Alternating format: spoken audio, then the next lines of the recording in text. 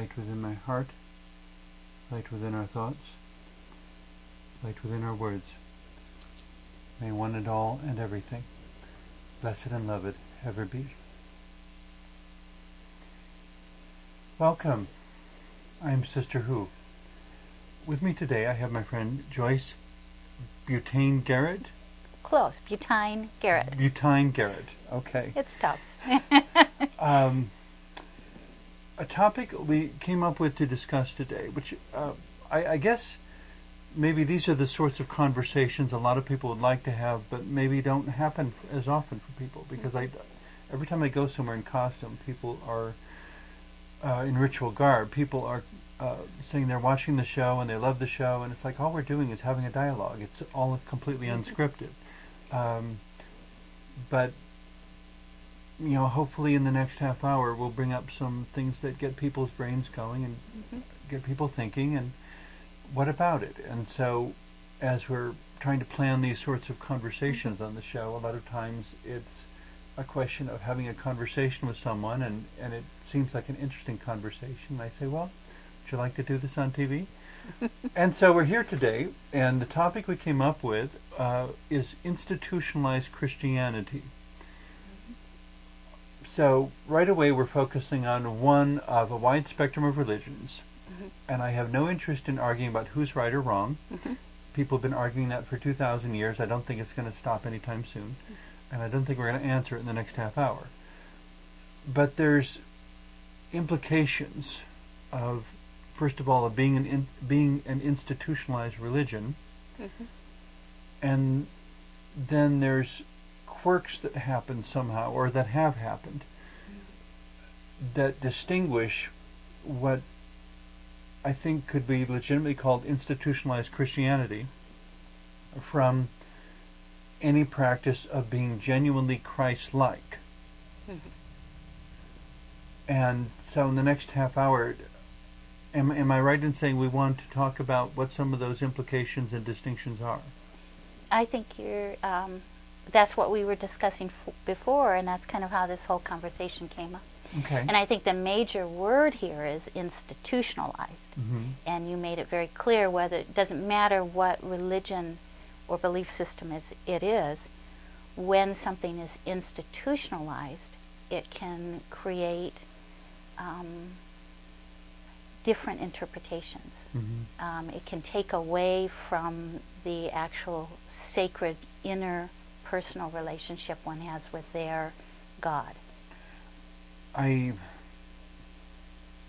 trying to remember his name now, but I would make a guess at Lars Anderson, but I'm not sure about that. He's a Lutheran minister who did a 1,000-mile unicycle ride. I apologize to whoever recognized him as watching this if I got the name wrong. He's known for doing a 1,000-mile unicycle ride for GLBT civil rights, but he was not gay himself. But he was a Lutheran minister, and I think his book was Straight Into Gay America, where it's just kind of a journal of his thoughts and experiences on this trip. And he makes a statement in there that was so challenging, I just wanted to jump out of my chair and protest when I read it, but he's absolutely right. When he said the progression is always from mysticism to bureaucracy. And, you know, that a mystical experience happens, and everybody else wants that experience, and so then they try to create a formula to create it, and trying to replicate that experience instead of understanding that everybody has their own experience. You can't have somebody else's experience. Exactly right. But keying off of that, as I was contemplating what his insight, I said, so ultimately, religions are society's attempts to systematize and standardize management of spirituality. And so in that sense, a religion is the average answer, not the custom-fit answer. Exactly, but at the same time, there is a place in those institutions for individuals to have a very sacred, mystical experience that is truly their own. So it's this constant battle or conflict that I think you talked about before. Is someone has that mystical experience, that sacred experience, and in their sharing, someone else is going, why can't I have that? Or where is that? Or how do I get that? Or and it takes on this kind of human form as to, well, I was special, or I'm not special enough, and we we go That's into a trap. Yeah, and it's a trap because it has nothing to do with the actual relationship between an individual and their meaning and perception of the sacred. And the institution. Personally, I believe there really is something that is divine, and I conceive of it fundamentally as the perfection of wisdom and love. Whether that has any correlation to our notions of gender and personhood, I think is pure speculation. I would say believe whatever is helpful to you, but remember that at the core, what is it that, well, just for sake of convenience, if I can use the word, what is it that makes God God? And among those, to me, is that God is beyond human comprehension, and that God is the perfection of wisdom and the perfection of love. We keep trying to shrink God into the human form instead of finding the sacred and the God that is within us. To a certain extent, I understand, because it would make God accessible. Yes. And I can relate to God if there's a comprehensible imagination. Okay, but always remember that your imagination is your imagination. It is not the ultimate universal truth. It is just the most you can perceive at this point. Or in this body, or in the software of the human body. Or perhaps collectively the most that the human intellect can conceive of at this point. And I think that comes down to so many different topics that we can expand on. Well, 100 years ago, if you said quantum physics, they would have said you were crazy. Exactly right. And yet quantum physics, it's now respected. Yeah, but 100 years ago, 200 years ago, 2,000 years ago, people understood it in a sacred, religious sort of way. They didn't have the quantum physical words for it. But as you go back into mystical writings, they understood it. And keep in mind, with every religion, when you institutionalize something, or even when you personalize it, it's the finite attempting to access the infinite using language that is even more limited than I am. Exactly right. and not to completely... that's a good reason to be tentative, right? Exactly. And not to completely throw out institutionalization, because having been raised as a minister's daughter, by my parents, who were very intent on understanding the Christ consciousness and living it out in a very authentic way. The institution had the place where people of similar beliefs can come together and support each other. However, at the same time, we have the human nature coming out, and there's judgments. It's kind of a microcosm of the bigger world in a smaller setting. And perhaps one of the biggest reasons for that, it would seem to me, is that the congregations have not adequately wrestled with the diversity of God. Or just unconditional love.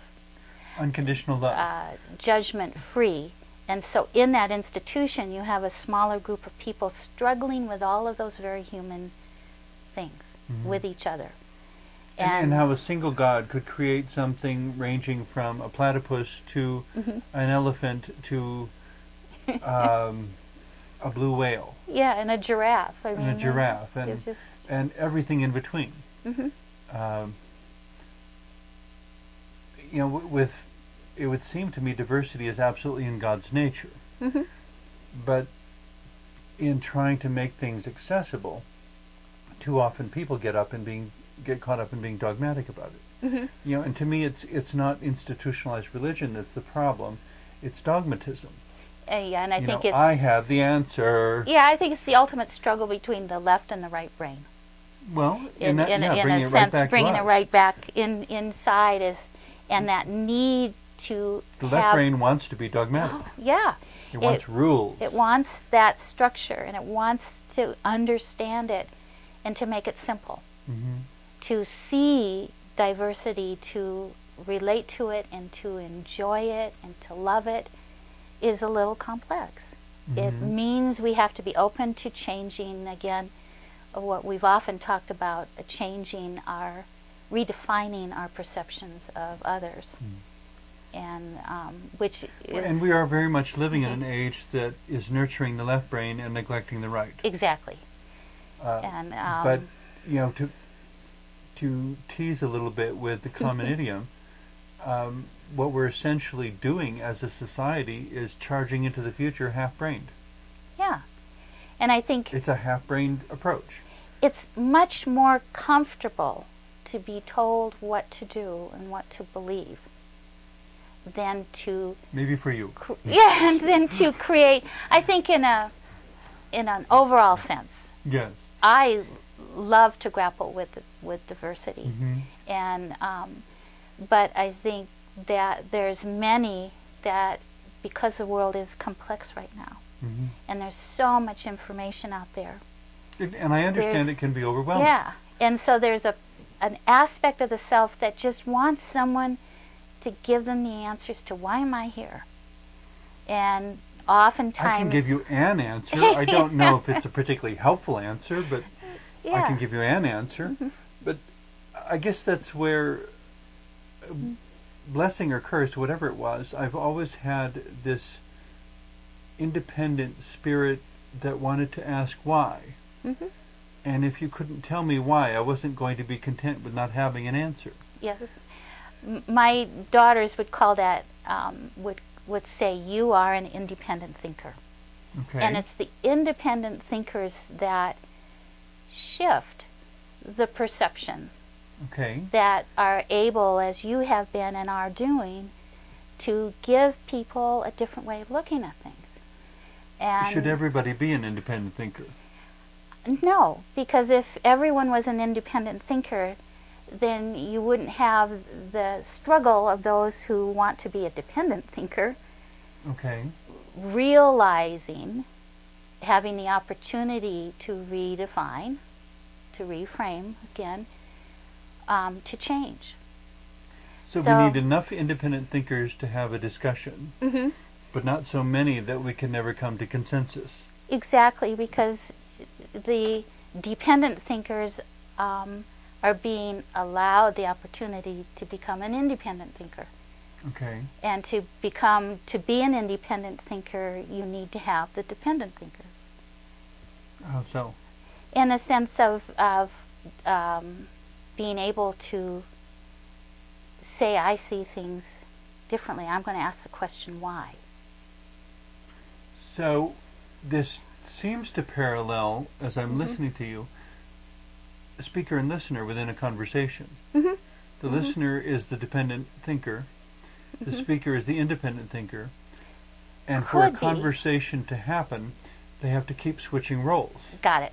Yep. That's exactly right. So independent thinker is not so much a personal characteristic as it is an interactive dynamic. It's a mm-hmm. way of acting. It's an action, not a noun. Mm-hmm. So in a sense, life is a conversation. Mm-hmm. So what's sense. Coming to mind is coming into body. Okay. As the soul's coming into body, in my perception is that we're able to then have an illusion of separateness, and that we are then forced to have a conversation, and we are allowed. I would call it the supreme paradox. Yeah, but we're allowed the opportunity to listen mm-hmm. and to speak, mm-hmm.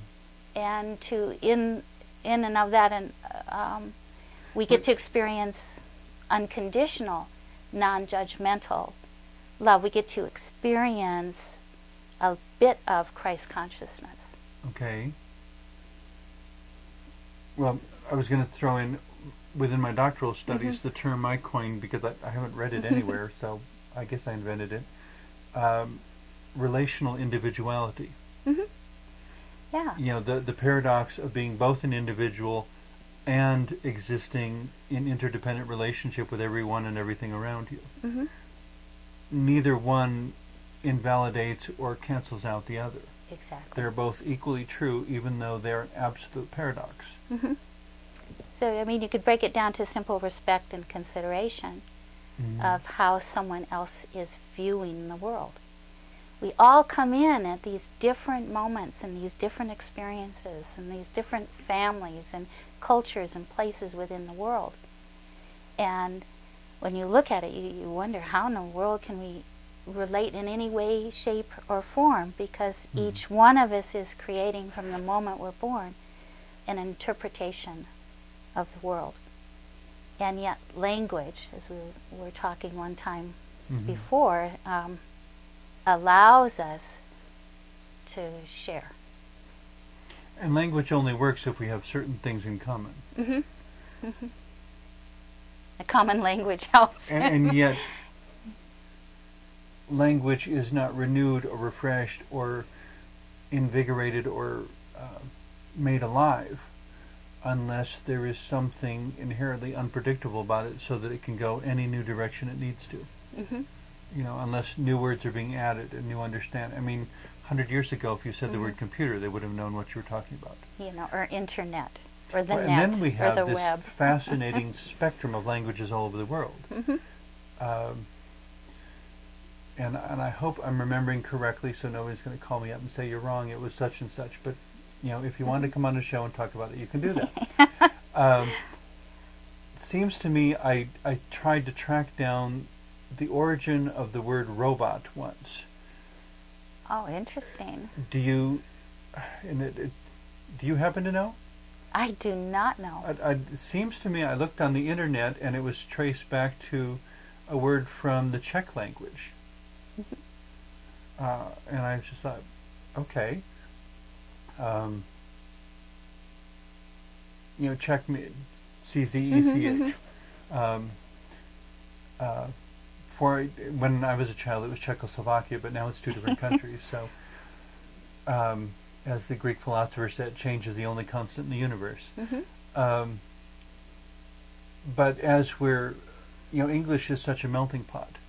You know, to try to distinguish which language in the world hasn't contributed anything to English, that would be a much shorter list. But when we're talking about the institution of Christianity, one of the, I mean, we could say, we could address it about Christianity, but I don't want to scapegoat Christianity, because I think it's not so much Christianity as it is every religious system.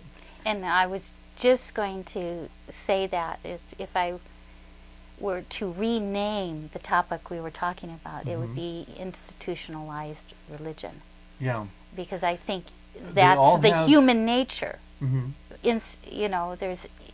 I was talking with a friend the other day who's Mormon, or who described himself as a Mormon, as a follower of Mormon beliefs. And I said, well, isn't that a conflict, because you're gay? And the Mormon Church hasn't gotten to the point of integrating that yet. You know, for a long part of their history, they didn't integrate black people from, you know, African Americans. And then there was a development in their theology that suddenly allowed for that sort of peaceful integration. You know, maybe at some point there will be some new vision or revelation or something that allows for the integration of GLBT people. I don't know what the future is for the Mormon Church. All that being said, there's a lot of things that they have done in terms of solid ethics and morality and family structure that is really quite commendable. You know, and the way they got their communities to work together, even when most communities around them didn't. And so what I said to him is, because he was finding the good things very attractive, and I said, well, don't let the good things blind you to their faults, and conversely, don't let their faults blind you to their virtues. One of the biggest challenges of dealing with any institutionalized religion, I think, is acknowledging or accepting that it's a mixed quantity. And I think people go to the institution that most matches where they are. And if you are having a negative experience, you may choose to go outside of that institution into a different religion. You may choose to go to a different denomination, or you may choose to go to another example of your own denomination. Which is the beauty of living in this time. Because if we go back even 150 years, people couldn't move very much. You couldn't move. You were more or less stuck. And when you really look at where we are on a collective basis, we're just open to all this information. We have a lot of leeway to make our own choice. And at the same time, you see a rising up of energy that says, I want it left brain. It was a whole lot simpler when, we grew up in the neighborhood and But the whole reason that the left brain doesn't satisfy is because we encounter challenges that the left brain can't answer. Exactly. And that happens in the right and left brain merging information. There hasn't been a place for that to merge. So again, we're looking at what's happening here inside our brain reflected in the collective environment as we struggle with... It's an example I throw out a lot, but it seems relevant to this discussion as well. The time-worn phrase, if man were meant to fly, God had given him wings. Exactly, and now who wants to live without it? Do you know who said that? I hunted up on the internet, and according to what I found on the internet, do you know who said that? I don't. It was the uncle of Orville and Wilbur Wright, who happened to be a minister. Is that funny or what? I mean, right down to their own family. They were wrestling with, new possibilities. And the uncle said that, and his nephews said, maybe these are the wings God has given us. And I think that's the beauty of life having a beginning and an ending, is that, just as you're saying, where I would say I'm an open-minded person, but when it comes to new technology that's happening so fast, I realize that, hey, I may not be able to keep up with this because I don't have all of the foundation in this brain to keep up with the newness that's coming in. It's very much like my grandmother, who was alive when first airplanes were there. She would never fly. She believed they really did not exist because she couldn't comprehend that. And she was a very open-minded woman. But that piece she could not comprehend even when the airplanes were flying overhead. It was just... Did she live to the age of passenger jets? 96. Yeah. Yes, So she did. Okay. I'm curious, it would have been interesting to see, but probably wouldn't have meant anything, I guess. The jet trails in the sky. Even that, I think it was beyond her capability or willingness. She would have just said that's an unusual cloud. Yeah, it's just an unusual, what is that? And I it goes from one side of the horizon all the way to the other. And so and I flew little planes, so I struggled with her, with wondering, how can she not understand this? But now as I'm, 60-ish and struggling with such new things, I'm going, I get where at some point it's just, okay, I'm just going to stick with what it is I know. And that's why I'm saying there's such beauty in the life, the beginning. And there are some people who now have computers that you can talk to.